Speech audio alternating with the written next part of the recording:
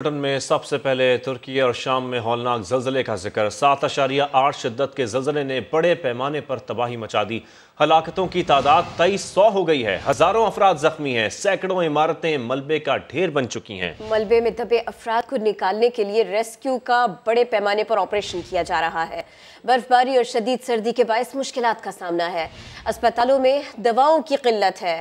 तुर्की सदर ने मुल्क भर में इमरजेंसी नाफिज कर दी है। शाम के कई शहरों में क़यामत सुगरा के मनाजिर। तो खौफनाक ज़लज़ले ने क़यामत ढा दी। सदर तुर्की ने दोस्त ममालिक से मदद की दरख्वास्त कर दी। आलमी बिरादरी का भी अफसोस का इजहार। आज़रबाईजान, नेटो और यूरोपीय यूनियन ने रेस्क्यू टीमें तुर्की भेज दी। यूक्रेन और रूस ने भी तुर्की को ताउन की पेशकश कर दी। अमरीका और बरतानिया ने इमदाद भेजने का ऐलान किया है। अरब लीग की भी जानिब से आलमी बिरादरी से अपील। अहम खबर आपको दें, हौलनाक ज़ल्ज़ले की तबाही। वज़ीर आज़म पाकिस्तान शहबाज शरीफ ने बुध को दौरा तुर्की का फैसला कर लिया है। वज़ीर ख़ारजा बिलावल भुट्टो ज़रदारी भी साथ जाएंगे। इसी पर मजीद बात करेंगे समा के नुमाइंदा खुसूसी उस्मान खान से। उस्मान, बताइएगा, मुतासरा इलाकों का दौरा भी करेंगे शहबाज शरीफ साहब?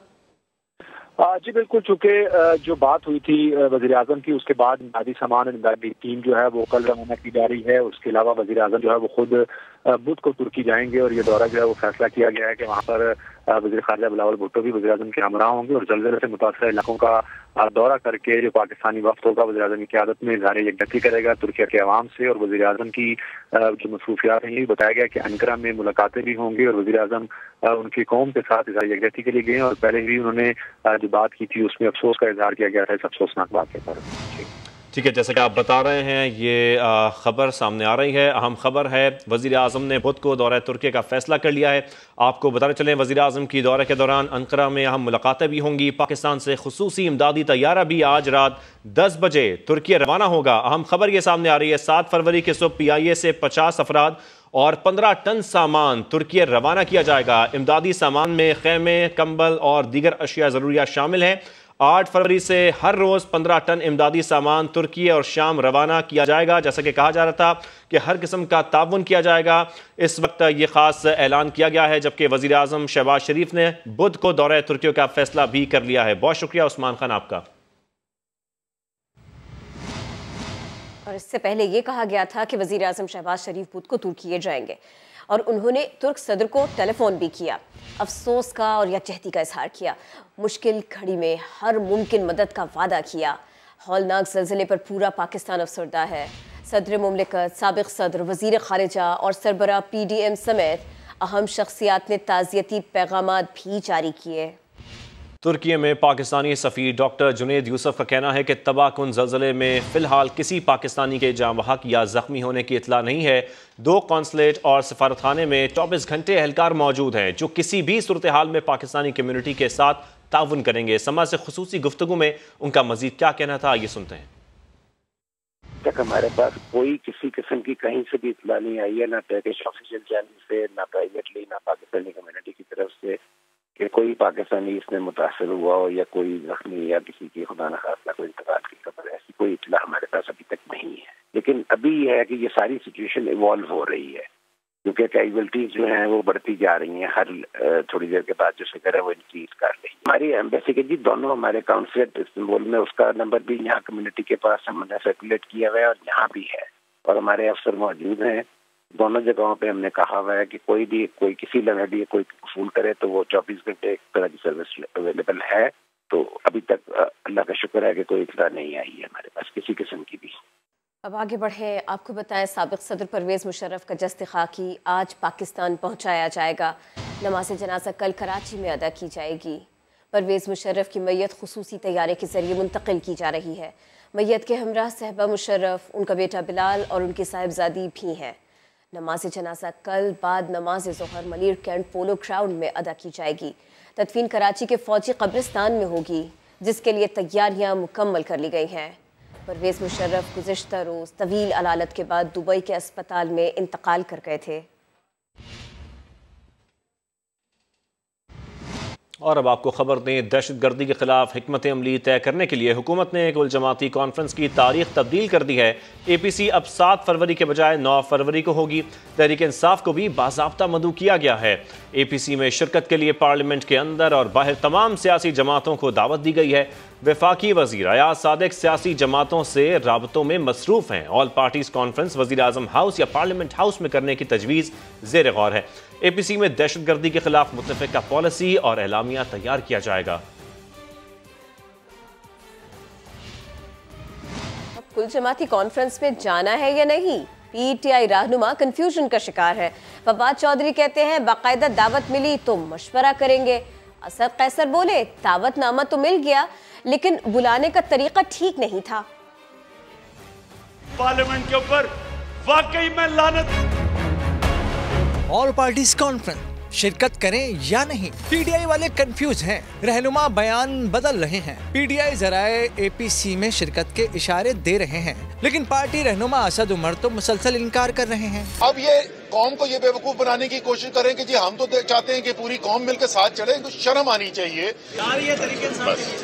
नहीं जा रही। एक रहनुमा इनकार करता है, दूसरा शिकमों का सहारा लेता है। फवाद चौधरी कहते हैं उन्हें टीवी के जरिए दावतनामा मिला, हुकूमत ने बाकायदा दावतनामा भेजा तो शामिल हो सकते हैं। असद कैसर ने कहा कि दावतनामा तो मिला है लेकिन तरीक़ाकार मुनासिब नहीं। मुझे नुमाइंदा अयाज सादिक ने फोन किया था और उसने मुझे वर्बली APC में दावत दी। ये तरीका नहीं है, जब आप इन्विटेशन देते हैं तो इसके लिए एक प्रॉपर प्रोसीजर तरीका होता है। उधर APC के कन्वीनर अयाज सादिक कहते हैं परवेज खटक, असद कैसर और एजाज शाह से मुलाकात और राब्ते करके शिरकत की दावत दी है। कहा है कि दावतनामा इमरान खान तक पहुंचा दें। साथ ही वादे कर दिया कि APC में शिरकत के लिए किसी को भी लिखकर दावतनामा नहीं भिजवाएगा, सबको दावत फोन या मुलाकात करके ही दी है। इमरान खान, हम इंतज़ार कर रहे हैं, जेल भरो तहरीक की इब्तिदा ज़मान पाक से करें ताकि पता चले कि जेल और डेथ सेल क्या होता है। मरियम नवाज ने चेयरमैन PTI को चैलेंज दे दिया। कहा नवाज शरीफ ने जेलें भुगती और ये लोग 2 दिन की कैद में ही रोने लगे। ये नहीं हो सकता कि आप धमकियां दें और बच जाएं। दबाव उन पे है कि उन्होंने जेल भरो तहरीक का ऐलान किया, तो मैं इंतजार कर रही हूँ कि वो जेलें भरें आके। और बिस्मिल्लाह जो है वो ज़मान पाक से होनी चाहिए। ज़मान पाक में जो छुप के बैठे हुए हैं और अपनी फर्स्ट लाइन ऑफ डिफेंस में ख़वातीन को रखा हुआ है, तो उनको हटाएं। आंखें नजरें बिछा के बैठे हुए हैं कि आएँ, तशरीफ लाएं, आपको भी पता चले कि जेल क्या होती है, आपको भी पता चले डेथ सेल क्या होता है। अभी तो उन पे मुश्किल वक्त आया ही नहीं। किसको हथकड़ी लगी अभी तक और हाथ प्राइम मिनिस्टर की तरह बांधे गए हैं सीट के साथ? किसको अटक किले में फेंका है? किसको 2 बार उम्र कैद की सजा हुई है? किसको 10 साल के लिए डिस्क्वालीफाई किया है? किसको 7 साल के लिए डिस्क्वालीफाई किया है? किसके ऊपर मंशियात का केस बना है? इनके ऊपर तो जायज केस भी अभी तक नहीं बने। 2-2 दिन की जेलों के बाद उनको रोना आ रहा है। जनरल फैज साहब के लाए हुए लोग थे, उनकी छतर छाया में ये लोग पल रहे थे, तो अब बेफैज जब से हुए हैं तो इनको समझ आई है। जैसे ही इमरान खान साहब पावर से निकले तो बाजवा साहब में भी उनको प्रॉब्लम्स नजर आना शुरू हो गई, एस्टैब्लिशमेंट में भी प्रॉब्लम्स नजर आना शुरू हो गई। इन्होंने IMF के साथ एक ऐसा मुआहदा किया कि जिसने पाकिस्तान को गिरवी रख दिया। उससे बड़ा जुल्म ये किया कि जाते जाते उस मुआहदे को फ्लाउट कर गए, अपने आप को तो बचा गए, पाकिस्तान को ये मुश्किलात में झोंक गए। एक ही वादा आई थिंक उनका वफा हुआ है कि मैं इनको रुलाऊंगा। मेरा ख्याल है वो अपनी जमात की बात कर रहे थे और जो कहते थे जान अल्लाह ताला को देनी है, मगर जवाब भी देना पड़ेगा। एक इंसान जिसने अदालत में झूठ बोला है, अपने खानदान के अफराद को छुपाया है और आज वो जवाब देने से भाग रहा है। मनी लॉन्ड्रिंग की आपने, इंग्लैंड में क्लब्स में झूठे मैच करवाए और वो पैसा आप पाकिस्तान लेकर आए। लोगों को धमकियां दें, उनके खानदानों को डराएं धमकाएं और आप साफ बच के निकल जाए, ये नहीं होगा। वो डैम वाले बाबा जी का जो इस वक्त हशर हुआ है, खोसा साहब ने जो किया है, इंसाफ का मेयार एक नहीं होगा तब तक ये मुल्क आगे नहीं बढ़ेगा। चेयरमैन तहरीक इंसाफ इमरान खान ने जेल भरो तहरीक पंजाब और खैबर पख्तूनख्वा इलेक्शन से मशरूत कर दी। अपने पैगाम में कहा कि मौजूदा हुकूमत आइन की मुसलसल खिलाफ वर्जी कर रही है। इलेक्शन 90 रोज में ना कराए गए तो आर्टिकल 6 लगेगा। पूरी कौम अदलिया की तरफ देख रही है। कुर्बानियां दी 2 गवर्नमेंट्स की, जो तकरीबन 66% पाकिस्तान है, सिर्फ इसलिए कि आइन 90 दिन में इलेक्शन करवाता है। 20-25 दिन हो गए हैं, अभी तक कोई डेट नहीं मिली और ये सीधी पाकिस्तान के आइन की वायलेशन है। और अगर ये 90 दिन से आगे जाते हैं तो आइन बड़ा साफ है इसमें कि आर्टिकल 6 लगेगा। ये सारी कौम अब देख रही है पाकिस्तान की अदालतों की तरफ। हमने देखा कि इससे आगे जाते हैं तो हमने ये प्लान किया हुआ है कि हमने अपने आइन, अपने मुल्क के कानून के रूल ऑफ लॉ के लिए, इंसाफ के लिए हमने ये जेल भरो तहरीक का फैसला किया। खैबर पख्तूनख्वा और पंजाब में इलेक्शन कब होंगे? वजीर कानून आजम नज़ीर तारड़ कहते हैं आइन में इंतखाबात के अल्तवा की इजाज़त मौजूद है। गवर्नर पंजाब बलीग रहमान ने तो सूबे के इलेक्शन आम इंतखाबात के साथ कराने का इंदिया दे दिया, जबकि बैरिस्टर अली जफर ये कहते हैं कि जब आइन वक्त मुकर्रर कर दे तो कोई ताखीर नहीं कर सकता।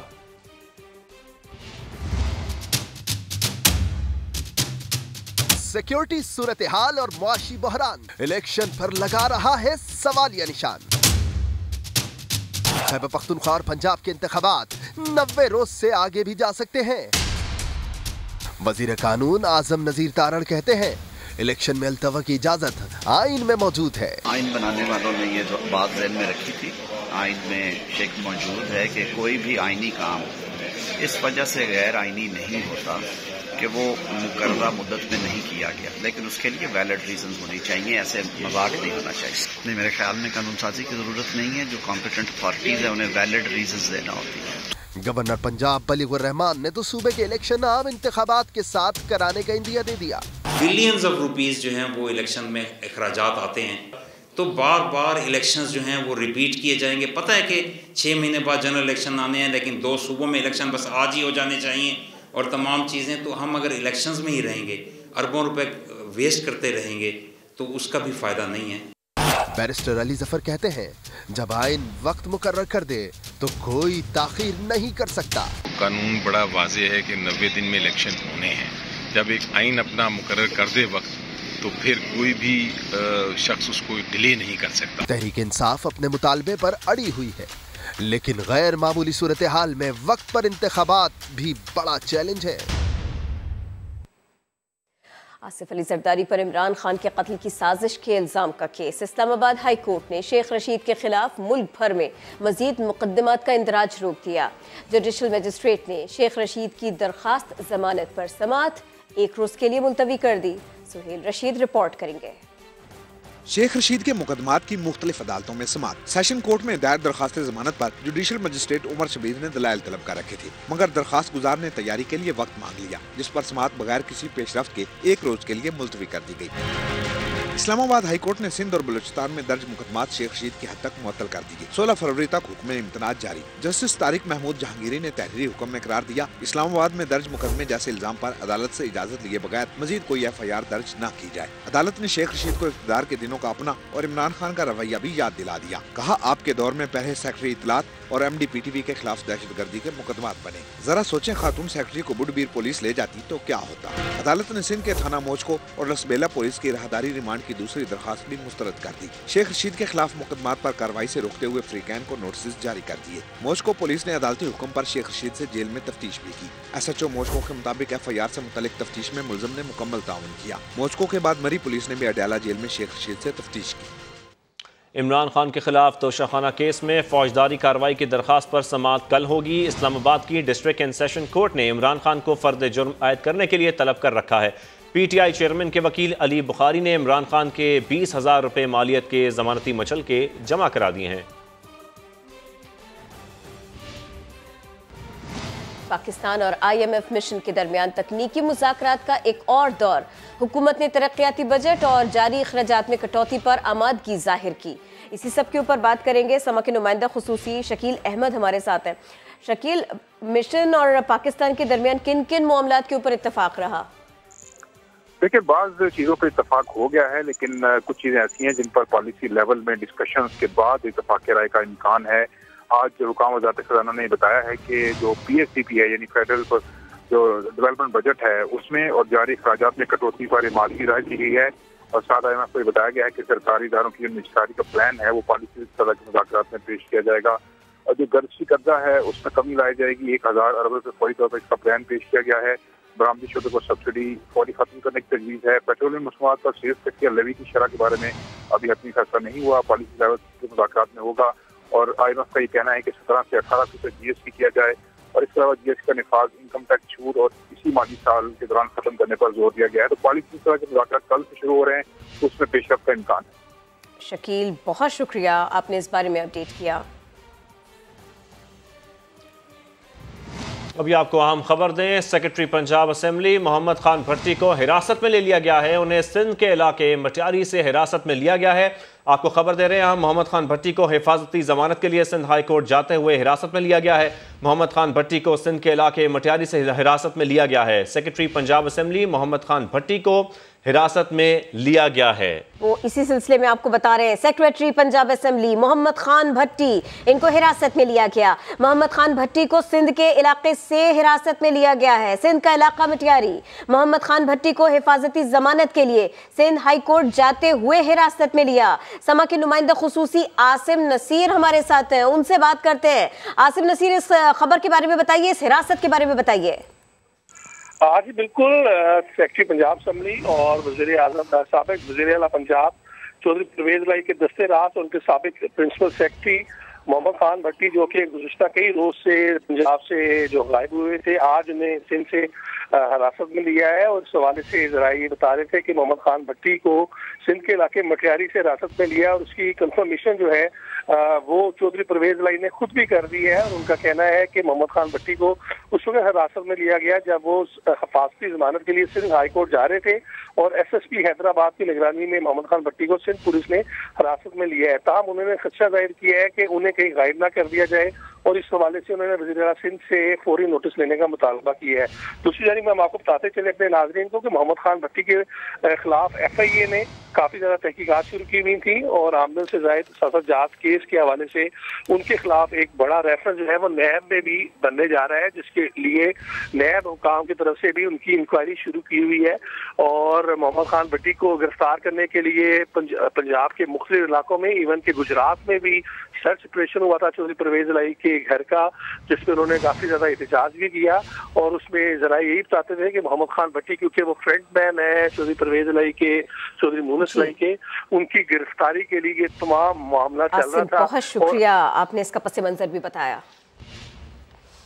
आगे बढ़ें और आपको बताएं, बिजली सार्फिन के लिए बड़ी खबर आ गई। लाहौर हाई कोर्ट ने फ्यूल एडजस्टमेंट चार्जेस को गैर कानूनी करार दे दिया है। घरेलू सार्फिन को 500 यूनिट्स तक सब्सिडी देने का हुक्म भी दे दिया गया है। अदालत ने तहरीरी फैसले में कहा कि बिजली के बिलों में फ्यूल एडजस्टमेंट और क्वार्टर टैरिफ एडजस्टमेंट गैर कानूनी है। इंडस्ट्रियल से कमर्शियल टैरिफ की तब्दीली के चार्जेस को भी गैर कानूनी करार दिया गया। फैसले के मुताबिक जनूबी एशिया में सबसे ज़्यादा महंगी बिजली पाकिस्तान में पैदा की जा रही है। वफाकी हुकूमत मुतबादिल ज़राए से बिजली पैदा करे, घरेलू सार्फिन की क़ुव्वत बर्दाश्त से ज़्यादा टैरिफ वसूल ना किया जाए। PTA की जानिब से पाकिस्तान में विकीपीडिया की सर्विसेज मुअत्तल की गई। इसका वज़ीर आज़म ने नोटिस ले लिया है। सर्विस फौरी बहाल करने की हिदायत कर दी। वज़ीर आज़म ने वज़ीर IT की सरबराही में खुसूसी कमेटी भी तश्कील दे दी। ये कमेटी काबिल एतराज़ मवाद हटाने के लिए विकीपीडिया ब्लॉक करने के इक़दाम का जायज़ा लेगी और काबिल एतराज़ मवाद हटाने के मुतबादिल इक़दामात तजवीज़ करेगी। आपको बताएं, PTA की जानिब से पाकिस्तान में विकीपीडिया सर्विसेज मुअत्तल की गई। इसका वज़ीर आज़म ने नोटिस ले लिया। सर्विस फौरी बहाल करने की हिदायत कर दी। वज़ीर आज़म ने वज़ीर IT की सरबराही में खुसूसी कमेटी भी तश्कील दे दी है। ये कमेटी काबिल एतराज़ मवाद हटाने के लिए विकीपीडिया ब्लॉक करने के इक़दाम का जायज़ा लेगी और इसके साथ साथ काबिल एतराज़ मवाद हटाने के मुतबादिल इक़दामात तजवीज़ करेगी।